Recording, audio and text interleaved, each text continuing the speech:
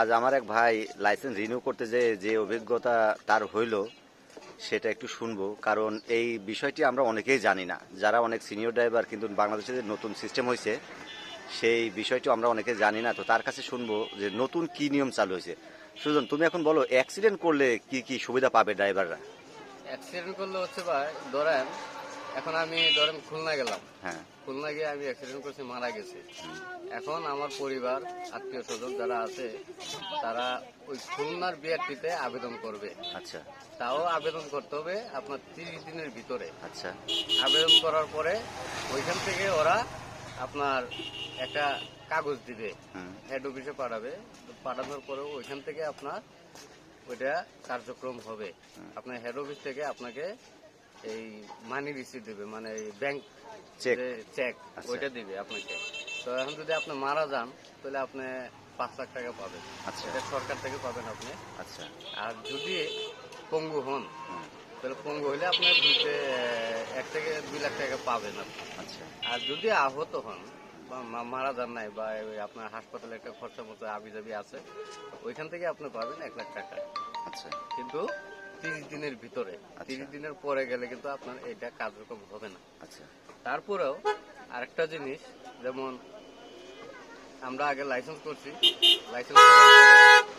Licence করার পরে আপনার মনে করেন যে আগে কোনো পয়েন্ট ছিল না, আর এখন পয়েন্ট হয়েছে। যেমন এখন যদি আমরা মনে করেন যে মামলা খাই, পরপর ধরেন মামলা খাইতে থাকি, তাহলে আমাদের 12 পয়েন্ট থেকে 1 পয়েন্ট করে কাটা যাবে।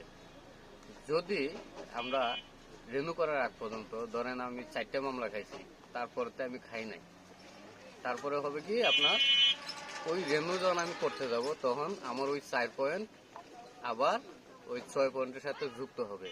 আচ্ছা তখন আমার আবার 12 পয়েন্ট হবে। তো আর যদি একান্ত আমি মনে করেন যে ওই রেনু করার আগ পর্যন্ত খালি মামলা খাইতেই থাকি, 4টা গেছে, আরো আমার বাকি 8টা চলে গেছে, হুম। তাইলে মনে করেন যে আমার লাইসেন্স বাতিল হয়ে যাবে। ও আচ্ছা আচ্ছা। লাইসেন্স বাতিল হয়ে যাবে, আর 1 বছরের জন্য শাস্তিমূলক আপনার এই লাইসেন্স আপনি করতে পারবেন না, গাড়ি চালাইতেও পারবেন না। 1 বছর পরে আবার যখন আপনি লাইসেন্স করবেন, তখন আবার আপনার নতুন করে শুরু করতে হবে।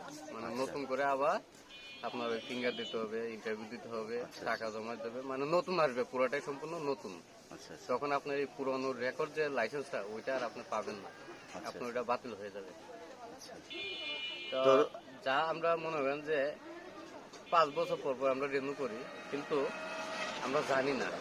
এখন কিন্তু অনেক কিছু পরিবর্তন হয়েছে, যে যেমন এই যে আমরা অ্যাক্সিডেন্ট হইলে আমরা যে টাকা পাবো, এটা কিন্তু আমরা জানতাম না। তারপর এই যে পয়েন্ট দিছে, এটা আমরা জানতাম না।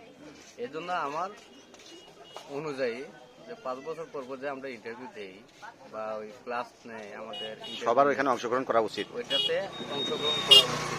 অনেক কিছু জানতে অনেক পারবে কিছু নতুন জানতে পারবো নতুন করে, কারণ আমরা 5 বছর আগে যা